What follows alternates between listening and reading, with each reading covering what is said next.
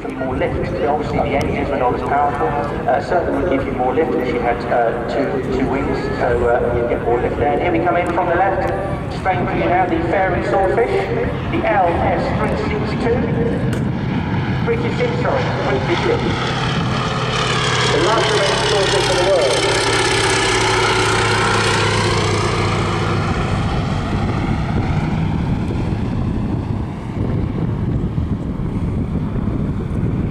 Being flown today by Andrew Munn Davis.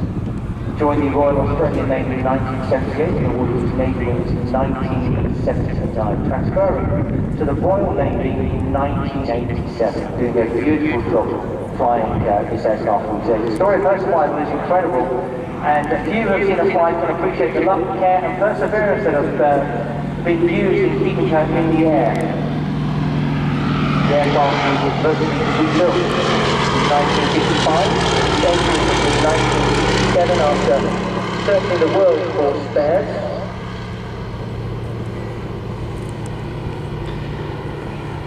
And like you do sometimes, you think, I've seen that face before.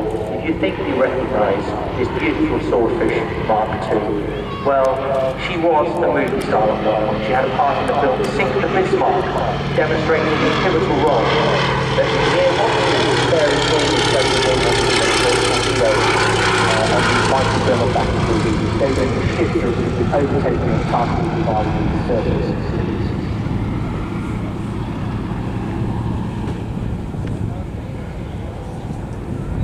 So flying for you today, LS326 is a Blackfish built in 1943 by Blackmore Aircraft at Sherborne in Lennox. She serves in L&K flights at 836 Squadron, the largest ever Fleet Air Armed Squadron on board the merchant aircraft carrier ships Rapana and Empire McCallum on North Atlantic convoy protection duties. Following her active service, she issues training and communication duties from the Royal Naval Air Station Cullen near Oxford and Worthing Down near Richmond.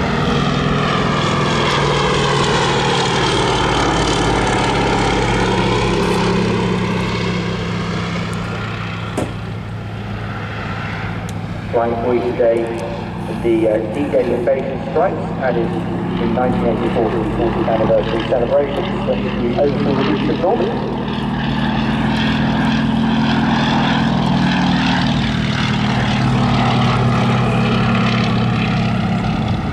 In 1947, Fairey Aviation bought LS326 and displayed on various guard and party displays. In the following year, she was sent to White Waltham for storage and remained there gradually deteriorating until Sir Richard Fairey gave orders for the aircraft to be rebuilt. The restoration was completed in October 1955, and thereafter she was kept in flying condition at White Waltham, registered and painted Fairey blue and silver.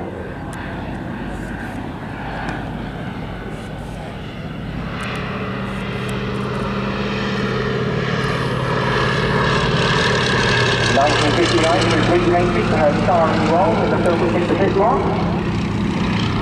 And in October 1960 was presented to the Royal Navy by the Westland Aircraft Company and delivered to the Royal Navy Air Station Goulton, where she's been operating from ever since.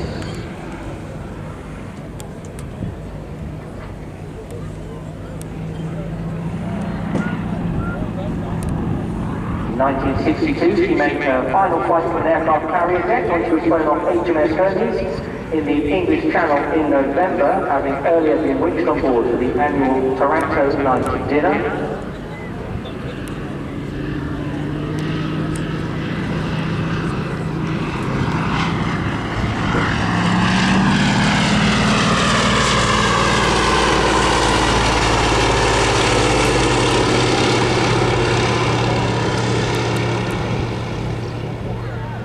And this really was the beginning of naval aviation. This was, really the beginning. So we know they played the road in that Mediterranean and the Taranto harbour, but this really was the beginning of naval aviation. What amazes me is, I think with the modern plane, that there's a romantic element to it. So you look at the modern plane and think about it. There's no passion there. You're going out, you're having to, fly your guns from your torpedoes and everything. It must be absolutely ferocious. And, to keep that going, keep that kind of focus, it must have been so hard to do. And such a lot of work to keep this Swordfish in the sky. Between 1999 and 2008, she underwent extensive works at Fairey systems to her wings, and she's been flying ever since then. She's also been adopted by the city of Liverpool, and she proudly displays the city's name on her side.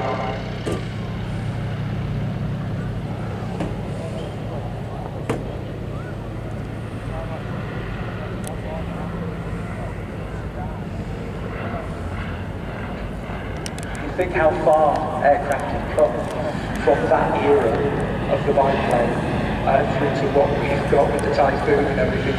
In a relatively short space of time, really. Yes, we are indeed. Nice way for you there, ladies and gentlemen. And as I said, the bicycle is not the